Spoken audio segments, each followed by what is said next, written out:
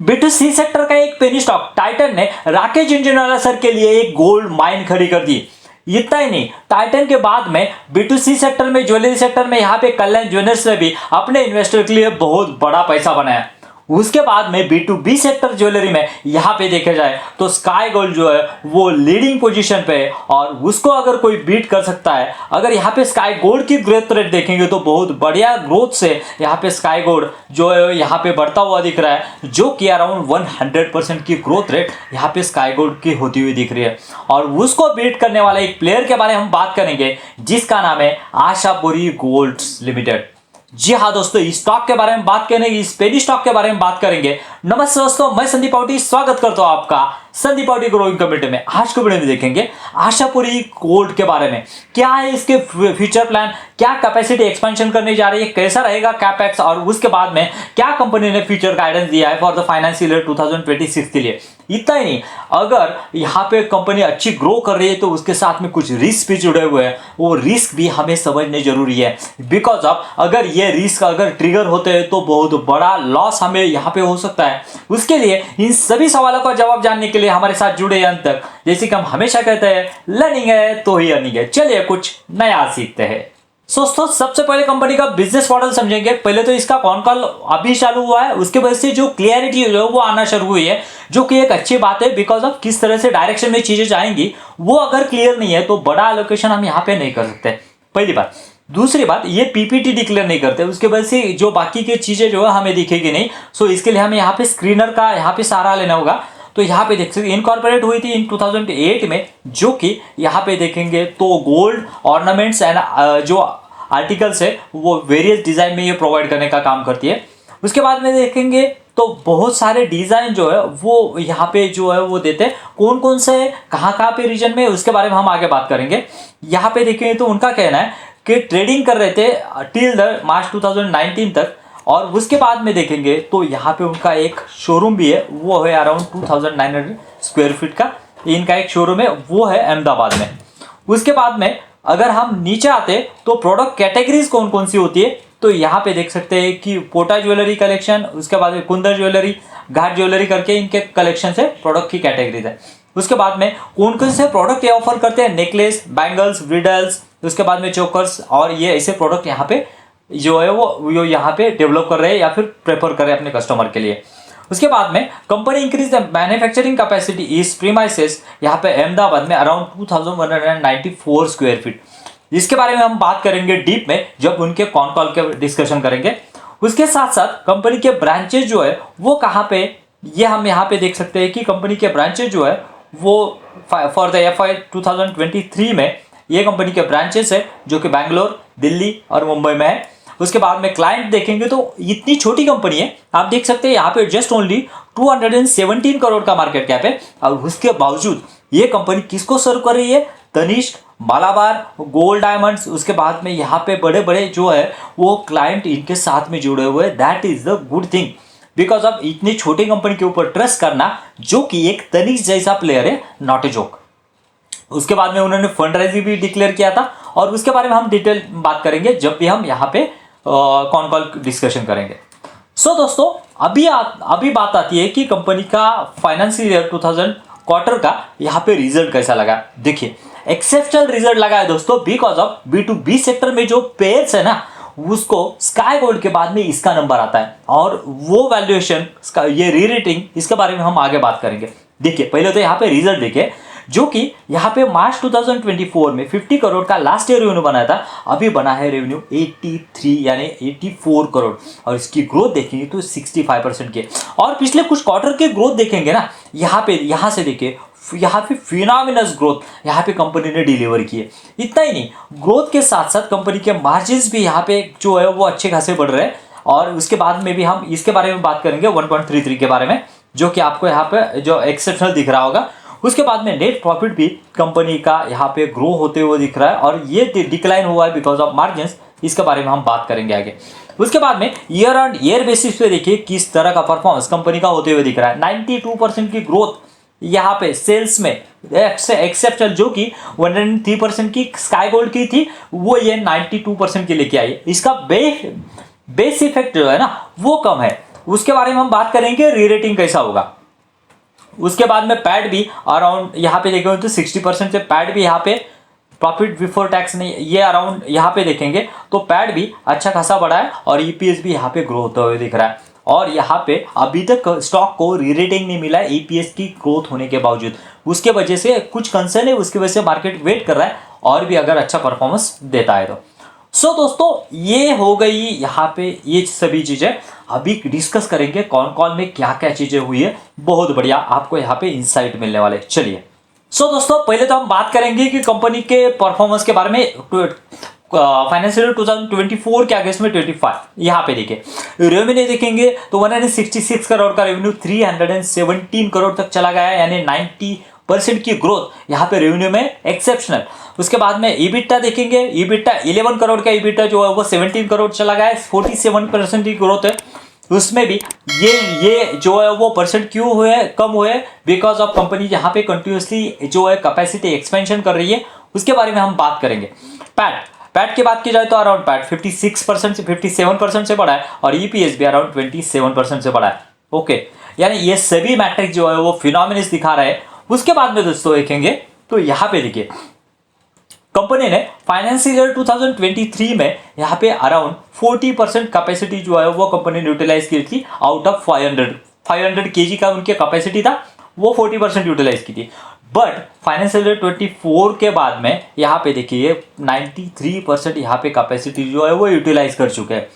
यानी इसका मैं कहना क्या मतलब क्या है, यानी इस यहाँ पे फाइनेंशियल ईयर 26 के लिए उनको यहाँ पे कैपेसिटी एक्सपेंशन करने की जरूरत पड़ेगी, बिकॉज ऑफ इन्होंने प्लान किया एक्सपेंशन का अराउंड 500 केजी टू यहाँ पे 750 केजी तक यहाँ पे एक्सपेंशन का प्लान किया है। यानी इससे पता चलता है कैपेसिटी एक्सपेंशन होने वाला है कितना, 50% का कैपेसिटी एक्सपेंशन होने वाला है। उसके बाद में देखेंगे तो कंपनी कह रही है कि हमारे पास तो यहाँ पे 1.5 टन तक कैपेसिटी एक्सपेंशन करने का कैपेसिटी है, वहीं पे जो कि उनकी जगह है वहां पे 1.5 मैट्रिक टन कैपेसिटी हम एक्सपेंड कर रहे हैं। दूसरी बात कंपनी कह रही है कि अगर ग्रोथ हमें दिख रही है ना तो इमीडिएटली हम यहाँ पे नहीं रुकेंगे, कहाँ पे 750 तक नहीं रुकेंगे। फाइनेंशियल ईयर 2026 में अगर जरूरत पड़ती है तो यहाँ से 1 टन तक भी हम यहाँ पे जा सकते हैं और इसके लिए हमें कम से कम 3 से 4 हफ्ते में हमारे विद इन 1 मंथ हमारा यहाँ पे कैपेसिटी एक्सपेंशन हो जाएगा और इसके लिए बहुत ज़्यादा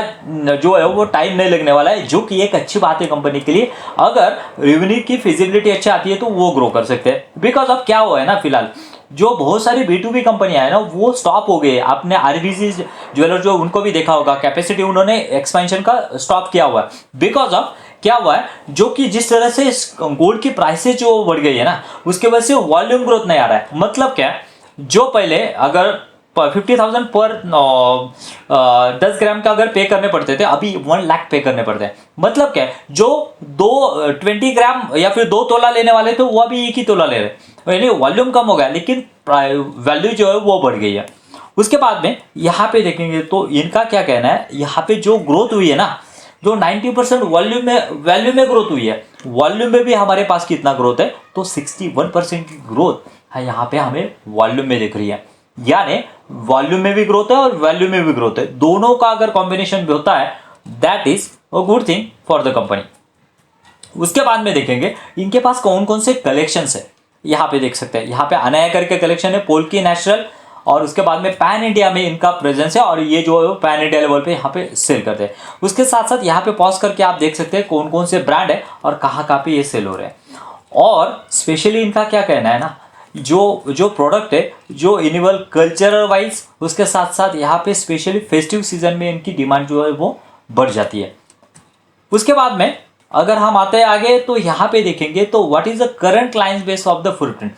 क्लाइंट कौन कौन से, जैसे कि हमने देखा मेन क्लाइंट है, जैसे कि तनिष्क हो गया या फिर टाइटन हो गया, उसके बाद में मालाबर हो गया। ऐसे अराउंड कंपनी के पास यहाँ पे 250 प्लस बिग बॉक्स क्लाइंट्स है। उसके बाद में देखेंगे तो ये क्लाइंट जो है वो एक ही रीजन से है क्या, तो नहीं, वो अराउंड 15 to 16 नेशनल रीजन से और मतलब स्टेट से।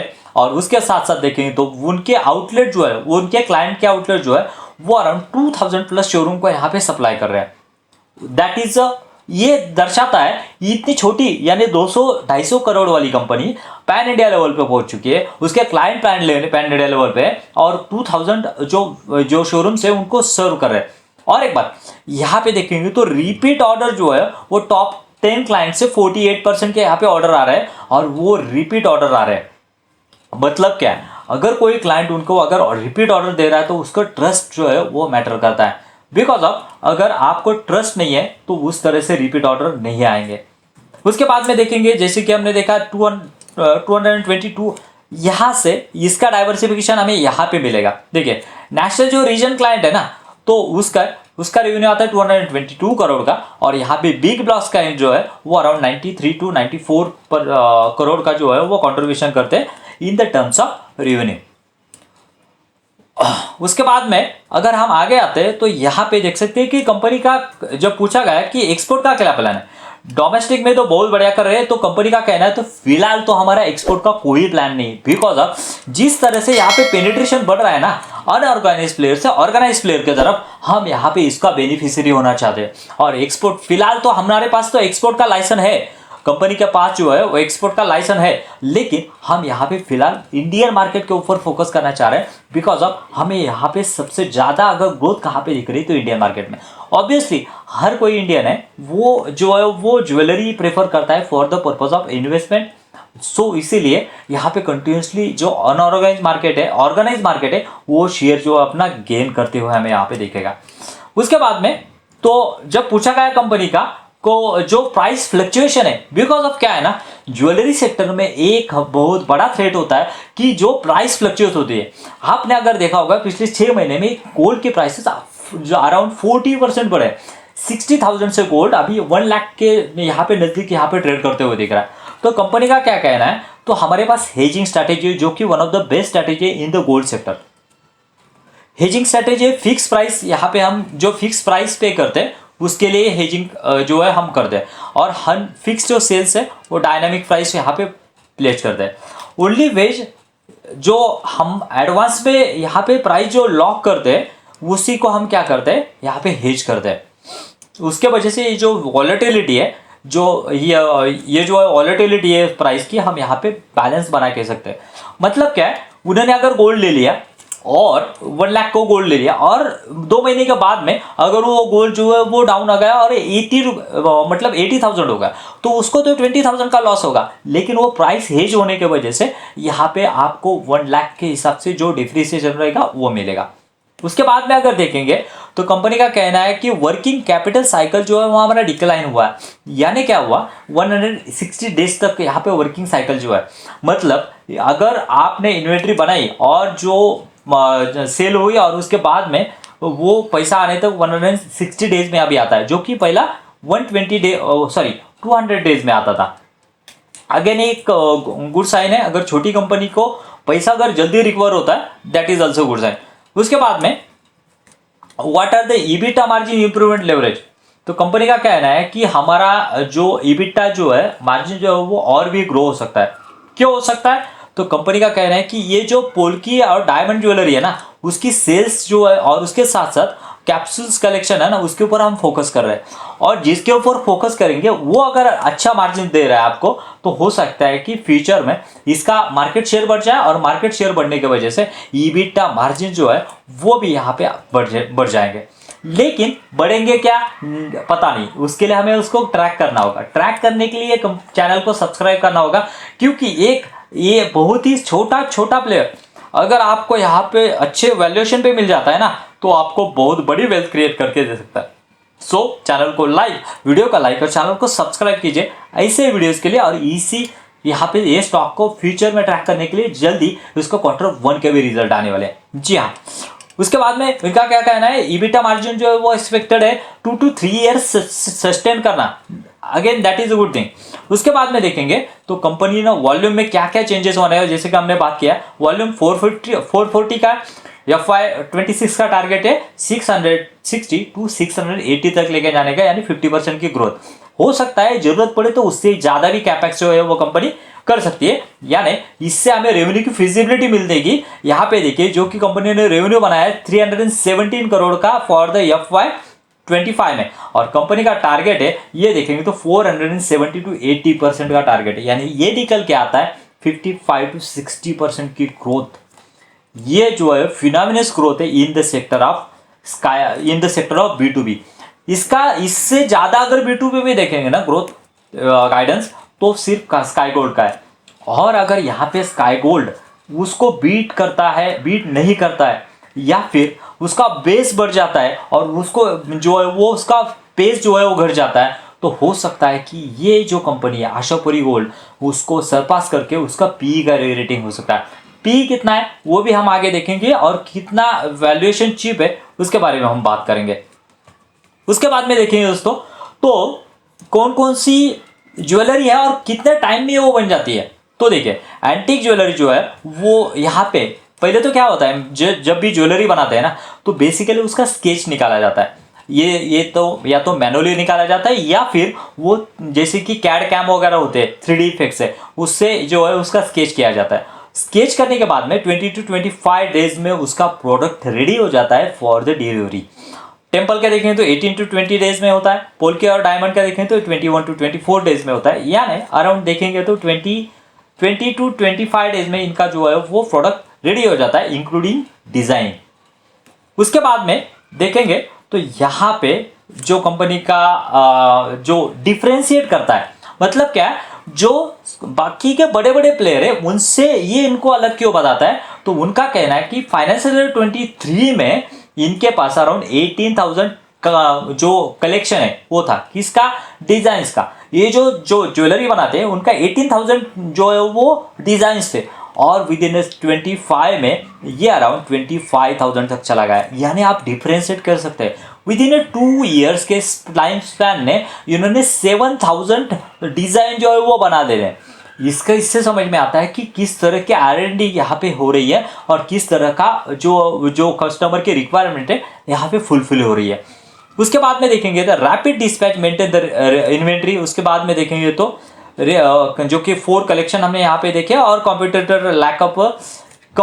जो कॉम्पिटिटर है ना उनके पास इतने अगर डिजाइन नहीं है, तो ऑब्वियसली ये क्या कर जाएगा, लीड कर जाएगा, और ये कॉम्पिटिटिव एडवांटेज इस कंपनी को मिलेगा। उसके बाद में एक बहुत बड़ा कंसर्न है, उसके बारे में हम बात करेंगे। तो यहाँ पे उसके लिए हमें कंपनी के इसके लिए यहाँ पे इन्वेस्टर पैटर्न में आना होगा। तो यहाँ पे देख सकते हैं, इन्वेस्टर पैटर्न में देखेंगे तो यहाँ पे जो प्रमोटर की होल्डिंग जो है ना वो यहाँ पे कंटिन्यूसली गिर रही है। तो कंपनी को जब पूछा गया, प्रमोटर को पूछा गया और भी कुछ डाइल्यूट करने वाले हैं क्या, तो कंपनी का कहना है कि जैसे कि हमें यहाँ पे फंड की जरूरत है, उसके लिए हमें यहाँ पे जो है इक्विटी डाइल्यूट की है, प्रेफरेंशियल जो है वो अलॉट की है, और उसके बाद में और हमारा जो है वो डाइल्यूट करने का प्लान नहीं है, उल्टा हम बढ़ाने की ट्राई करेंगे। और उसके बाद में अगर देखेंगे यहाँ पे तो पब्लिक जो है, पब्लिक भी अराउंड यहाँ पे 51% है, लेकिन यहाँ पे बड़े बड़े पब्लिक जो है वो उन्होंने अपना स्टेक यहाँ पे बेचा है। लेकिन दोस्तों यहाँ पे FIS ने भी अपना स्टेक बेचा है, इसलिए ये मुझे लग रहा है कि ये एक थ्रेट हो सकता है, या फिर उसको मॉनिटर करना जरूरी है, या फिर प्रमोटर या अपनी जो स्टेक है या ये ज़्यादा तो नहीं बेचेंगे, FIS फिर से आ पाएंगे, पब्लिक का स्टेक क्या कम हो जाएगा। इन सभी सवालों का जवाब हमें फ्यूचर में ही मिलेगा, जैसे हम ट्रैक करेंगे। इसलिए हमें यहाँ पे चैनल को सब्सक्राइब करना होगा। अगले क्वार्टर में फिर से मिलने वाला हूँ मैं आपको यहाँ पे इसके डिटेल्स एनालिसिस में। उसके बाद में अगर देखेंगे तो जब यहाँ पे देखेंगे तो 2 रीजन्स इन्होंने और भी ऐड किए। उनका कहना है कि जो 2 कस्टमर है ऑनबोर्ड किए, वो जो है स्पेशली नॉर्थ ईस्ट से, और इनका जो है वो स्पेशली ये 2 प्रोडक्ट के लिए डिमांड है, जो कि माइन और काविस करके कलेक्शन है उसके लिए डिमांड है, और इनका जो कस्टमर है उनको डिस्क्लोज नहीं है, वो उन्होंने कॉन्फिडेंशियल रखा है। उसके बाद में देखेंगे तो उनका कहना है कि Q2 और Q3 जो है वो हमारा थोड़ा सा जो है वो फेस्टिवल पीरियड रहता है, जैसे कि दिवाली हो गया, दशहरा हो गया, और बहुत सारे जो है वो फेस्टिवल पीरियड होते हैं, उसकी वजह से हमारा हाई सेल जनरेट होता है। और Q1 और 4 देखेंगे तो लीन पीरियड रहता है, जैसे कि नॉन लाइट वेट ज्वेलरी रहता है। लेकिन इन बिटवीन द Q1 और Q4 क्या करते हैं, ये नए नए डिजाइन यहाँ पे जो है वो क्रिएट करते हैं। पहली बात, ये टाइम जो है वो यहाँ पे यूटिलाइज करते हैं, और दूसरी बात यहाँ पे इन्वेंट्री क्रिएट करने का टाइम होता है। बिकॉज अब क्या होता है ना, अगर आपको क्वार्टर 2 के लिए ज्वेलरी चाहिए तो आपको क्वार्टर 1 से ही उसका प्रिपरेशन करना होगा, उसकी डिजाइन करनी होगी, उसका प्रोडक्ट जो है वो रेडी करना होगा। बेसिकली इनका 3 जगह से यहाँ पे सेल्स आता है। पहली बात, ये क्या करते हैं, ज्वेलरी जो है वो तैयार करते हैं। उसके बाद में इनके साल में ज्वेलरी सेक्शन में यहाँ पे देखेंगे तो साल में 3 से 4 यहाँ पे एग्जीबिशन होते हैं। एग्जीबिशन है, जाके यहाँ पे ज्वेलरी रखते हैं और जो वहाँ पे बायर आते हैं, जैसे कि यहाँ पे जैसे मालाबार हो गया, तनिष्क हो गया, या फिर बड़े बड़े जो रहते हैं, उनसे क्या करते हैं, वो बाय करते, उनको ऑर्डर देते हैं। दूसरा बात, जो उनके पास रेडी रहता है ये, वो यहाँ पे कस्टमर कभी कभार जो अर्जेंटली यहाँ पे मंगवाते हैं और उसका जो है उससे सेल होता है। और तीसरी बात, रेगुलरली जो डिज़ाइन होते हैं वो हम यहाँ पे कहते हैं कि वो ERP जो सिस्टम है उसके ऊपर डालते हैं और उससे वो रिपीटेड ऑर्डर, जैसे कि हमने देखा 10 कस्टमर से 48% के रिपीटेड ऑर्डर आते हैं, तो वो भी यहाँ से रिपीटेड ऑर्डर आते हैं। ऐसे 3 जगह से इनको यहाँ पे बिजनेस मिलते हुए दिख रहा है। उसके बाद में देखेंगे तो यहाँ पे कंपनी का कहना है कि यहाँ पे देखो what are the client acquisition strategies B2B। Company का कहना है कि जैसे कि हमने देखा पार्टिसिपेशन, एग्जीबिशन में पार्टिसिपेट करते हैं। उसके बाद में यहाँ पे जो उनका ERP का ये जो है वो सॉफ्टवेयर, उसके ऊपर भी हमें यहाँ पे ऑर्डर आते हैं, जो कि 48% का रिटेंशन रेशियो, जो कि अगेन गुड है। उसके बाद में देखेंगे दोस्तों तो कंपनी का यहाँ पे किस तरह का अपॉर्चुनिटी बनता है। देखिए यहाँ पे देखेंगे तो मार्केट कैप जो है ना, जस्ट ओनली 200 करोड़ का मार्केट कैप है। और इतना छोटा मार्केट कैप देखेंगे ना, और अगर इसके साथ में अगर इसका स्काई गोल्ड की अगर कंपैरिजन करेंगे ना, तो स्काई गोल्ड का मार्केट कैप देखिए जो कि 4000 करोड़ का मार्केट कैप है।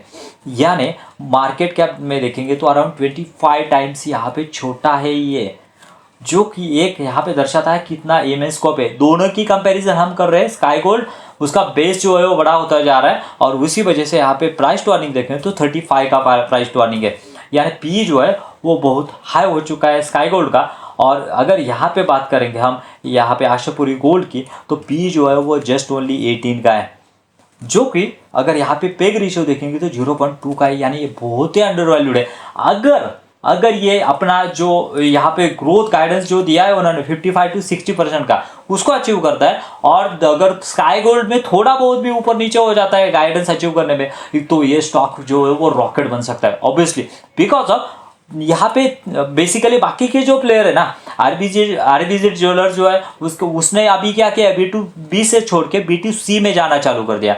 उसके बाद में खजांची जो है उसने भी सेम जो स्ट्रैटेजी जो है वो अपनाई है, और उसके वजह से क्या हो रहा है ना कि बाकी के प्लेयर्स को उतना यहाँ पे वैल्यूएशन नहीं मिलेगा जितना इसको मिलने वाला है।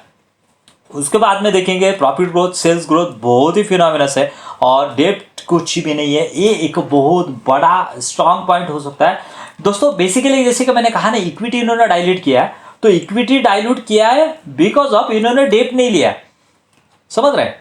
तो अगर यहाँ पे डेट टू इक्विटी देखेंगे स्काई गोल्ड का तो 0.92 है। स्काई गोल्ड का उन्होंने क्या किया, डेप लेके यहाँ पे जो है एक्सपेंशन किया, और इस कंपनी ने क्या किया, उन्होंने डेप नहीं लिया और तो उन्होंने इक्विटी डाइल्यूट करके यहाँ पे किया, लेकिन वो इक्विटी कह रहे हैं कि हम यहाँ इससे ज़्यादा जो है वो डाइल्यूट नहीं करेंगे, और बेसिकली इंटरनल एक्रोल से ही यहाँ के क्या करेंगे जो है वो एक्सपेंशन करेंगे। कैश हालांकि इसका नेगेटिव है, लेकिन अगर छोटी कंपनी है तो हम यहाँ पे कैश फ्लो पॉजिटिव की कंसर्न या फिर एक्सपेक्टेशन नहीं रख सकते। जितना भी प्रॉफिट आता है वो फिर से ये करते हैं, और ये रिसाइकल का प्रोसेस जब तक वो कंपनी स्टेबल नहीं होती तब तक चलने वाला है। सो ये था detail analysis about the Ashapuri Golds Limited. P rating की अपॉर्चुनिटी जरूर है, लेकिन जैसे कि हमने यहाँ पे वीडियो में कंसर्न राइज की है, वो कंसर्न को देखना जरूरी है और चैनल को सब्सक्राइब करना जरूरी है। अगर आपको इसका ट्रैकिंग चाहिए, कंसर्न कौन से आपको वीडियो में जाके देखना होगा, कौन कौन से कंसर्न है यहाँ। चलिए मिलते हैं नए वीडियो में। Thank you very much. जय हिंद।